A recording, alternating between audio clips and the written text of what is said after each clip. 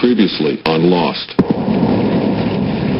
You just see him walk up upon Charlie and Claire. All they wanted was Claire, and he's trying to find Vincent. They hear some rustling coming from some bushes, and then out of nowhere, who walks up? Claire. This is Lost Part 14. It is an episode about Charlie, and it is the episode that is entitled Homecoming. While everyone is sleeping in the caves, Locke and Boone rush in with an unconscious Claire in Locke's arms and wake up the whole camp and take her over to Jack to have her being examined. And Jack comes over and they put her on the airline cushion. She's still unconscious and Charlie's trying to wake her up, and she finally does wake up and everyone's there and she's like, "Who are you people? I don't know who any of you are." So basically throughout the night Charlie is trying to help Claire remember stuff. She says that she remembers that she was on a plane, and that's the last thing that she remembered. Well, Jack told her that they crashed on an island. Charlie saved all of Claire's stuff when she was abducted, and he gives her her diary, it's a bad book, to try and see if she will remember anything.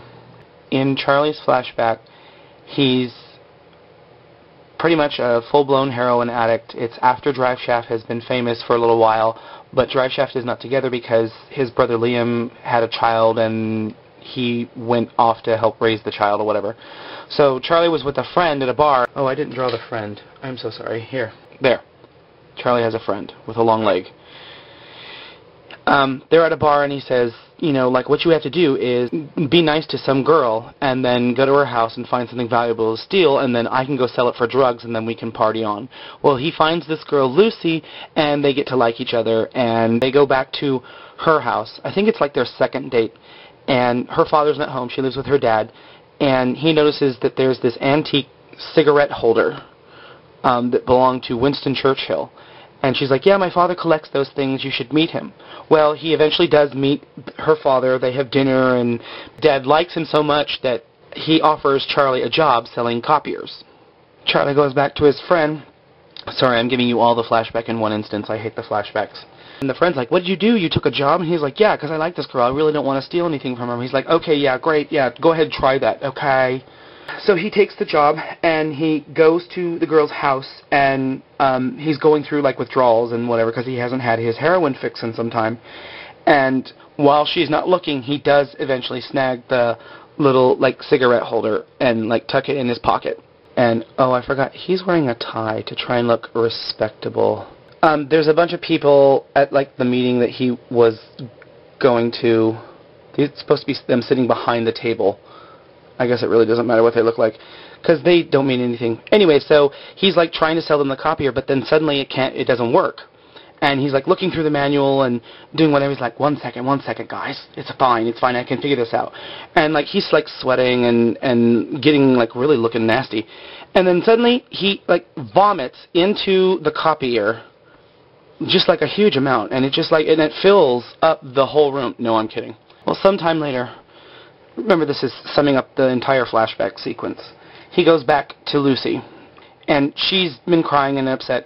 She's like, I understand why you stole, because you're a junkie. I understand why you tried to be nice to me. She's like, but the sales guy that rushed you to the hospital brought back the cigarette case that you stole, and it still smells like vomit. Thank you very much. But she's like, well, why did you take the job? I don't understand that. He's like, well, I wanted to be respectable. I wanted you to think that I could take care of you. So that way, I'll have some life experience when I take care of some blonde, crazy, amnesia, pregnant girl on an island. So back on the island, Charlie's walking through the jungle with Jin. And remember, Jin doesn't speak any English. And Charlie was like, you know, oh, do you even know what's going on? And blah, blah, blah. He's got his net. He's going to go out fishing again. Because Locke hasn't been getting much boar. He's been off playing with Boone. But anyway, so they're, like, walking along. They stop because they hear something, right? And then, like, a rock or something comes along and, like, hits Jin in the shoulder and knocks him unconscious. Now, why it knocked him unconscious when it hit him in the shoulder is beyond me. But it's part of the mystery of the island. Just go with it. Up walks Ethan, and he, like, gets Charlie and slams him up against a tree and is like, I want Claire back. Bring her back to me tonight. If you don't, I'll kill one of them. If you don't bring her to me by tomorrow sunset, I'll kill another, and another, and another, and another, and another, and another, until they're all gone, and then I will kill you last. And I'll make Claire watch and laugh. So Charlie goes back and tells the others that Ethan wants to get Claire, and they're like, okay, well, we're not going to have that. So what they decide to do is they decide to set up a perimeter around their two camps and have people posted throughout the night. Well, while on patrol, Boone was like, I think he was sitting on a rock or something. But anyways, he passes out. I wonder why he's so tired. And then in the morning, out at the beach, lying in the sand, is his body.